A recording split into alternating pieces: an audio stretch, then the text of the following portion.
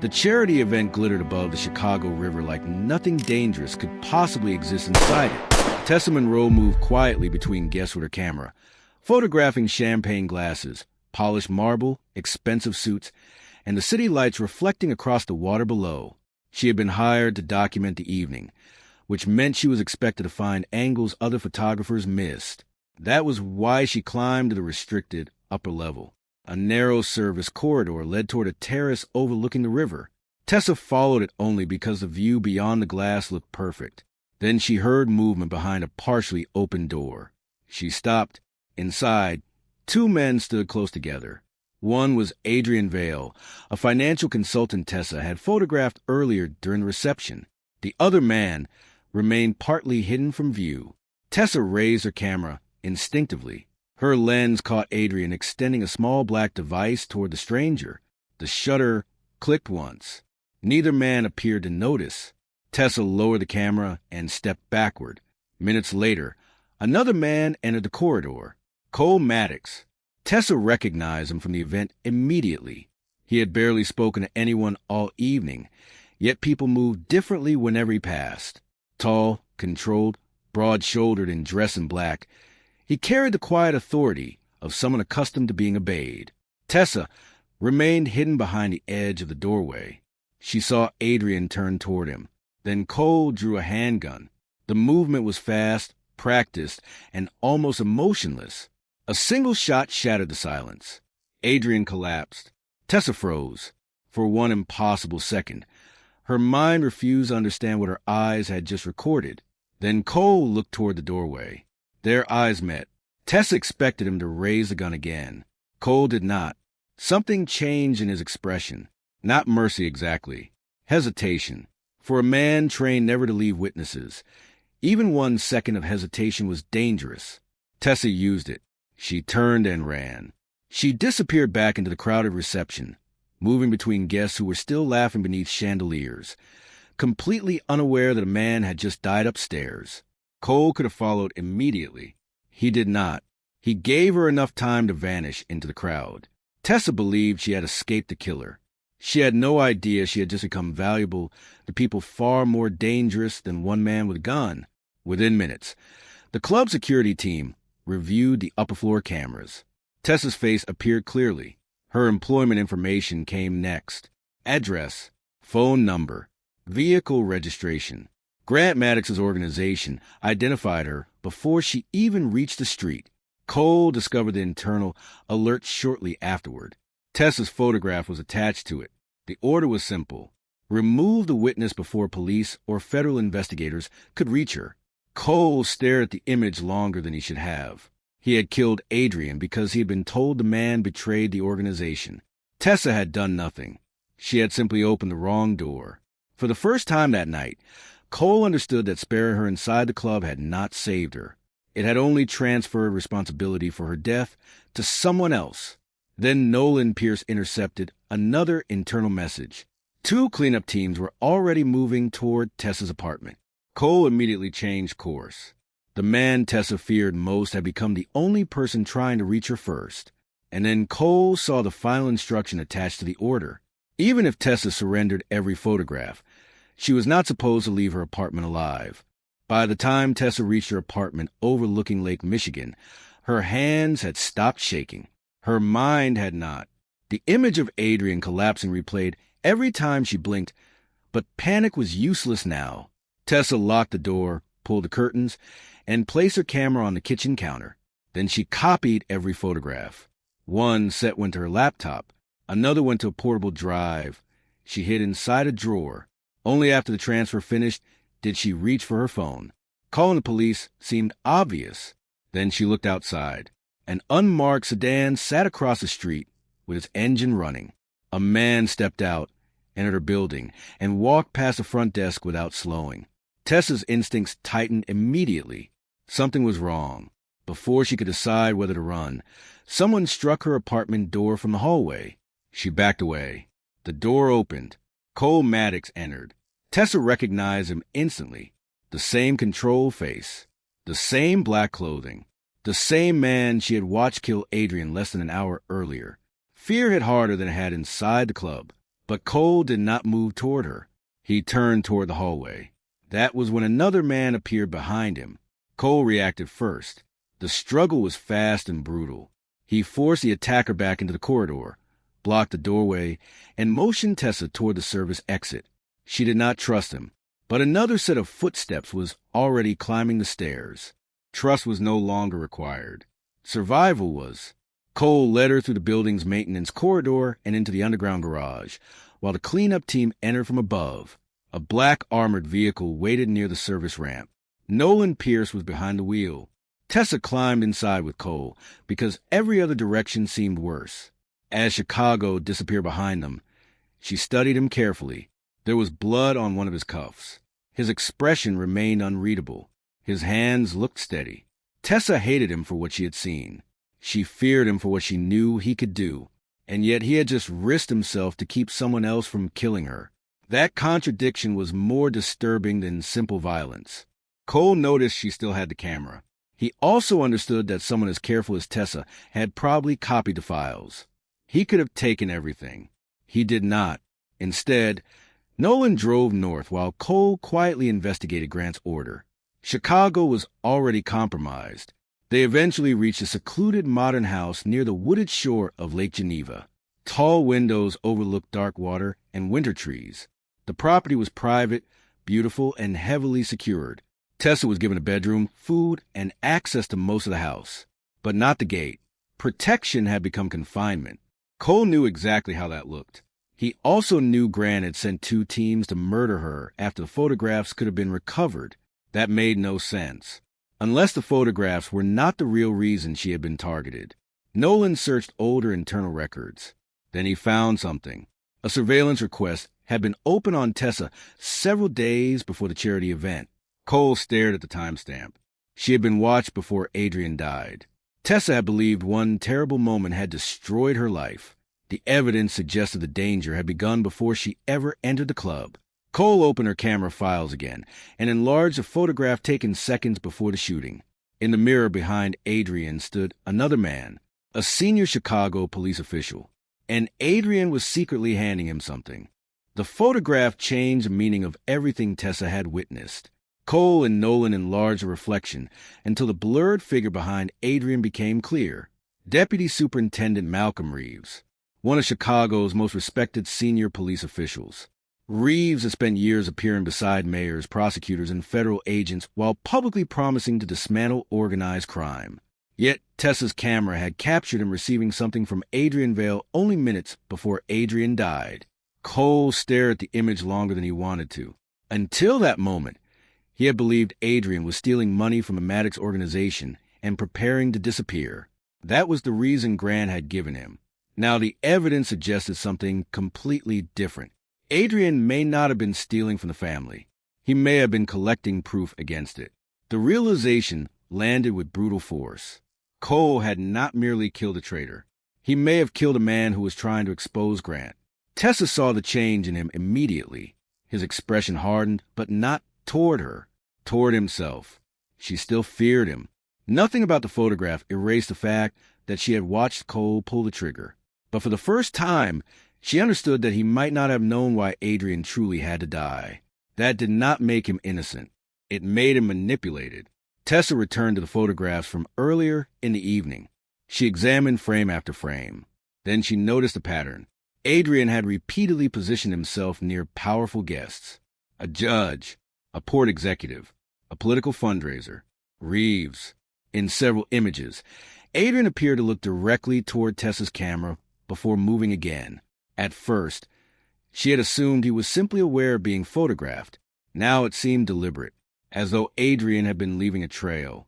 One photograph showed a small black data drive in his hand. Another showed him passing through the service corridor with the drive still visible. Then came the reflected image of Reeves. After that, the drive disappeared. Cole immediately suspected Reeves had taken it. If Adrian had stored financial evidence on that device, Reeves might have been protecting Grant's network rather than investigating it. The murder Tessa witnessed was no longer the most dangerous secret in the room. The photograph suggested police and Mafia power had been protecting the same hidden system. Grant began pressing Cole to return to Chicago. Cole ignored the messages. Then he disabled one of the private communication channels, linking him to the organization. It was a small act, but Nolan understood what it meant. Cole was beginning to separate himself from the family that had raised him. Tessa noticed too.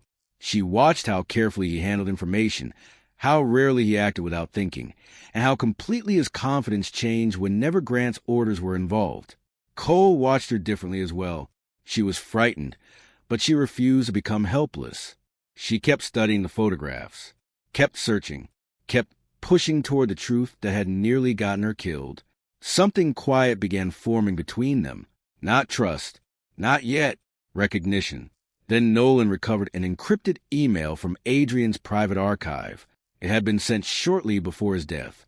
Cole expected the recipient to be Reeves, a journalist or a federal investigator. It was none of them. The name attached to the encrypted account belonged to someone who had been dead for 5 years. Adrian Vale had been secretly sending information to Tessa Monroe's father. Adrian Vale's email dragged Tessa into a part of her past she had spent 5 years trying to leave buried. Her father, Daniel Monroe, had not been a police officer or government agent. He had been an investigative financial journalist. Daniel specialized in tracing money hidden behind shell companies, political donations, development projects, and private trusts. 5 years earlier, his car had left an icy highway outside Chicago and crashed into a ravine. The official conclusion had been simple: bad weather, lost control, accident. Tessa had accepted it because grief left little room for suspicion. But several of Daniel's notebooks disappeared after his death. At the time, she assumed they had been misplaced during the investigation. Now that assumption felt dangerously naive. Nolan decrypted more of Adrian's archive messages. Daniel had been investigating Grant Maddox's financial network for months before he died. Adrian had been one of his secret sources. He had supplied account structures, corporate names, port contracts, and fragments of internal financial records that Daniel believed connected organized crime to legitimate businesses. Then Daniel died. Adrian stopped communicating. For nearly 5 years, nothing moved. Until recently. Adrian had begun rebuilding the investigation. That was when Tessa discovered something even more unsettling. Her photography assignment at the Riverfront Club had not been entirely accidental. Someone had anonymously recommended her company for the event. The recommendation traced back to Adrian. He had wanted Tessa inside that building. The realization made her stomach tighten.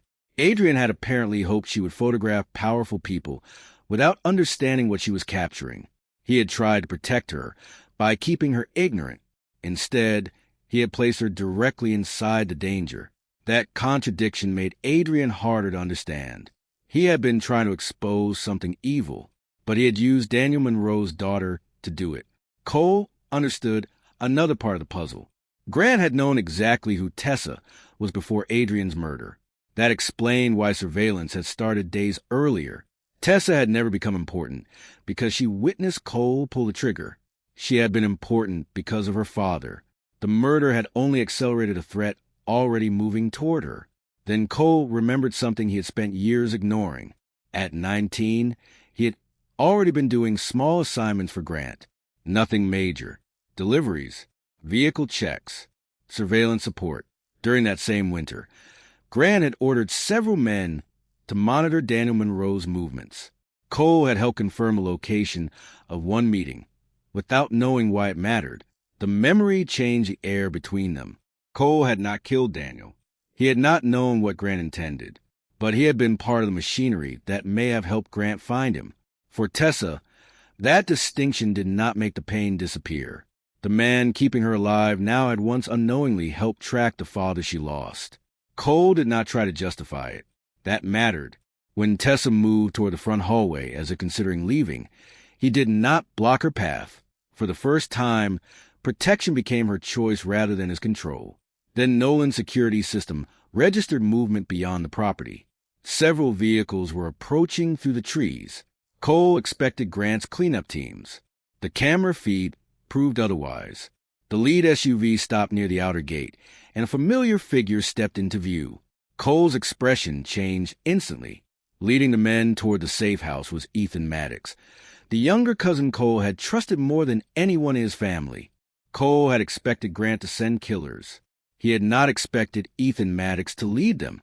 Ethan stepped out of the lead SUV with armed men spreading behind him across the frozen property. He had grown up beside Cole, followed him through family gatherings, training rooms, funerals, and years of blood-soaked loyalty. Cole had protected him more times than he could count. Now Ethan had come for Tessa. Grant had convinced him that Cole was no longer thinking clearly. According to the story Ethan had been given, Tessa's photographs could expose the entire Maddox organization, destroy legitimate businesses, bankrupt relatives who had nothing to do with crime, and send innocent family members into the fallout. To Ethan, surrendering Tessa was not betrayal. It was survival. The weather turned as the standoff tightened. A winter storm pushed across southern Wisconsin, bending the trees and sending the first hard flakes across the property. Cole had no desire to kill his cousin. Doing so would sever the last emotional thread connecting him to the family he had spent his life defending, so he chose escape instead. Nolan activated the secondary route behind the house, opening a narrow path through the wooded service road. Cole moved Tessa toward an armored vehicle, while loyal guards delayed Ethan's men without escalating the fight further than necessary. Tessa saw the choice clearly. Cole could have ended everything by handing her over. His position would have survived. His relationship with Grant might have survived. His inheritance might have survived. He refused. That decision cost him almost immediately. As the vehicles pulled away, one of Cole's longtime guards was hit and badly wounded while covering a retreat. Tessa watched men risk their lives for evidence she had never intended to collect. The guilt became heavier than fear. She had entered a charity event with a camera. Now people were bleeding because of what the camera had captured. Cole understood something equally brutal. Grant would not stop if Tessa disappeared. Anyone who knew about Adrian, the photographs, or the hidden network would become another loose end. Protecting her was no longer a temporary problem. It was war. The storm blocked several main roads, forcing Nolan to guide them farther north through forest routes toward an old wooden lodge hidden near a snow-covered stretch of Wisconsin wilderness. The lodge had belonged to Cole's mother. Very few people inside Grant's current organization even knew it existed. By the time they reached it, heavy snow had covered the road behind them. Inside, Tessa returned to Daniel's recovered files. This time, she was not searching only for a way to stay alive. She was searching for the truth about her father. One name appeared repeatedly: North Star. Nolan recognized it immediately. Grant had always described North Star as a legitimate investment fund used for property development and private financing. Adrian's record suggested something very different. North Star had financed police bribes, political protection, hidden payments, and murders disguised as unrelated incidents. Then Tessa found a transaction dated the exact night Daniel Monroe died. The payment matched the cost of a covert operation. Her father's death might not have been an accident. It might have been purchased. Tessa opened the authorization record. Only 2 identification codes were attached to it. One belonged to Grant Maddox. Cole stared at the second code until the color drained from his face. The other authorization belonged to Cole's dead father. Snow pressed against the lodge windows while Cole stared at the authorization code attached to Daniel Monroe's death. For several minutes, he said nothing. The code belonged to his father. But Cole refused to accept the obvious conclusion. Nolan dug deeper into the North Star records. The timestamp created the first break in the story. Cole's father had been critically ill when the authorization was used. Medical records showed he had barely been conscious during that period, making it unlikely he personally approved anything. That meant someone else had used his credentials. Grant immediately became the most likely possibility. Nolan found more. Months before Daniel Monroe died, Cole's father had begun quietly transferring information out of North Star. The files included payments, shell corporations, political contacts, and several accounts connected to Malcolm Reeves. He had not been protecting Grant. He had been preparing to expose him. Then another piece surfaced. Several encrypted records showed indirect communication between Cole's father and Daniel Monroe. The 2 men had been approaching the same enemy from opposite sides. Daniel was building a public investigation. Cole's father was feeding evidence from inside the organization. Grant had discovered both betrayals. Within months, Daniel died on an icy highway. Not long afterward, Cole's father died from what everyone believed were complications from his illness. Now, even that explanation began to collapse. Nolan uncovered discrepancies in medication records from the final weeks of his life. Dosages had been changed. A private nurse had disappeared shortly afterward.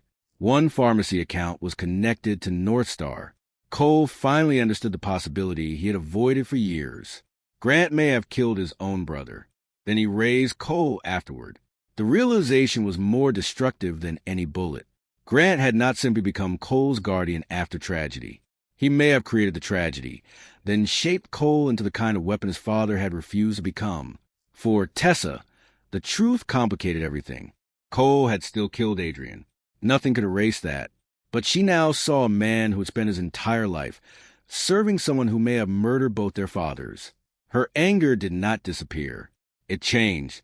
For the first time, their grief came from the same place. Tessa returned to Daniel's archived messages and searched for anything they had missed. Near the bottom of one encrypted folder, she found a hidden attachment, coordinates, a storage identifier, a location near an old Chicago River freight terminal. Adrian had apparently hidden a duplicate of the North Star ledger there before his death. If the ledger still existed, it could connect Grant, Reeves, the payments, Daniel's death, and the corruption network in one complete chain. It could finally prove everything.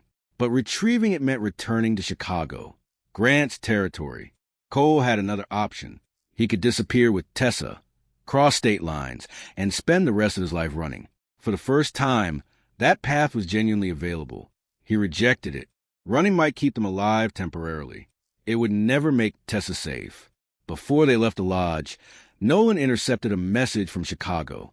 Grant had formally stripped Cole of his position as heir. Then came the second part. Every Maddox crew in the city had been offered a fortune to kill Cole and Tessa together. Chicago looked different when Cole returned as a marked man. The streets he had once crossed without fear now belonged to crews being paid to kill him. A hard lakefront storm had rolled over the city, driving rain across the river and turning traffic lights into broken reflections on the pavement. Cole, Tessa, and Nolan reached the old freight terminal near the Chicago River just before dawn. The building had been abandoned for years. Rust covered the loading doors. Water dripped through sections of the roof. But Adrian's coordinates led them to a hidden compartment beneath an unused storage platform. Tessa found the case first. Inside was everything Adrian had died trying to protect.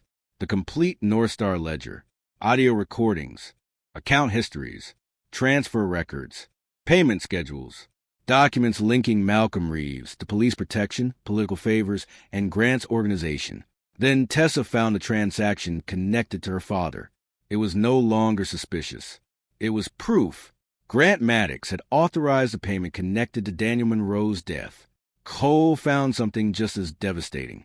Records showed that Grant had deliberately used his dying brother's authorization credentials to disguise several operations.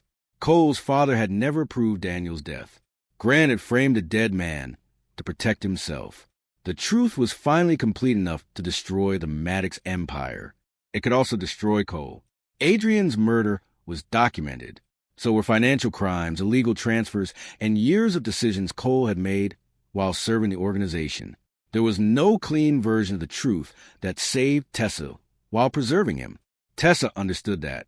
She never asked him to erase his own name from the evidence. She never pretended he had become innocent simply because he chose to protect her. That made Cole's decision easier and harder at the same time. He began preparing the files for simultaneous release. Journalists, state prosecutors, federal oversight offices, independent attorneys, enough destinations that Reeves could not quietly stop everything. Then Nolan found the problem. The ledger was complete, but Adrian had separated the authentication device from the files. Without it, Grant could claim the records were fabricated. A skilled defense team could delay everything long enough for witnesses to disappear and evidence to be destroyed. Cole knew where Adrian had hidden the device. Grant's private vault, inside the Riverfront Club where Tessa had first seen Cole kill him. Returning there meant walking directly into the center of Grant's remaining power. Cole had another option. He could take Tessa and disappear. The ledger would remain dangerous, but uncertain. Grant might survive. Cole might survive too. For the first time, saving himself required only one thing: leaving Tessa with a future built on fear. He refused. The choice completed something that had been changing since the night of the murder. Cole was no longer trying to protect Tessa by controlling where she went. He was preparing to lose his inheritance, his power, his freedom, and possibly his life, so she would never have to run again. Then Tessa checked the terminal security feed connected to the Riverfront Club. Grant was already waiting near the vault. Beside him stood Malcolm Reeves, and between two armed men was someone Tessa never expected to see there.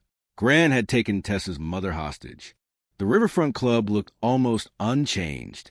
That was what made returning so unsettling. The same chandeliers reflected across polished marble. The same glass walls overlooked the Chicago River. The same private upper floor waited above the ballroom where Tessa had once been nothing more than a photographer looking for a better angle. Now she entered carrying enough evidence to destroy the empire behind those walls. Cole walked beside her knowing he might leave the building in handcuffs, or not leave at all. Grant had positioned Tessa's mother near the private vault with armed men around her. Malcolm Reeves stood nearby, no longer looking like a decorated police official. He looked like exactly what the North Star records proved he was: protected corruption. Cole appeared willing to surrender the ledger. That was a deception. Before entering the club, Nolan had already prepared redundant release channels outside Reeves's influence. What they still needed was Adrian's authentication device. Without it, Grant could challenge everything. Tessa remembered the club better than Grant expected. Months of professional photography had trained her to remember angles, doorways, service passages, and visual details others ignored. While Cole kept Grant focused on the ledger, Tessa slipped through a narrow service corridor she had used the night Adrian died. The route led behind a private vault. Inside, she found the authentication device hidden beneath a false panel. At the same time, Cole made the most irreversible choice of his life. He stopped protecting himself. Nolan activated the release. Tessa connected Adrian's device. The North Star files became authenticated. Within seconds, copies moved beyond Reeves's reach. Journalists received them. State prosecutors received them. Federal oversight offices received them. Attorneys outside Chicago received them. Grant understood what had happened too late. The political protection surrounding his organization began collapsing almost immediately. Accounts were flagged. Warrants were prepared. People who had remained loyal because Grant appeared untouchable began distancing themselves before sunrise. Reeves's career disintegrated beneath records linking him to bribery, obstruction, surveillance abuse, and murder. Tessa's mother survived. Nolan survived too. And when the first authorities arrived, Cole had an opportunity to disappear through the same service route Tessa used. He refused. For years, Cole had believed protection meant standing between danger and the person he wanted to save. Now he understood something harder. Protecting Tessa meant refusing to make her future depend on another lie. Cole accepted responsibility for Adrian's killing. He provided evidence against Grant's network. He surrendered the empire he had been raised to inherit. Tessa did not forgive everything. She did not pretend murder became acceptable because Cole eventually chose the truth. But she understood what his choice cost him. Months later, the Maddox organization faced multiple prosecutions. Reeves remained under investigation. Grant's financial network had fractured beyond repair. Cole remained alive under a cooperation agreement. Tessa returned to photography. For the first time in years, her life no longer belonged to her father's unfinished investigation.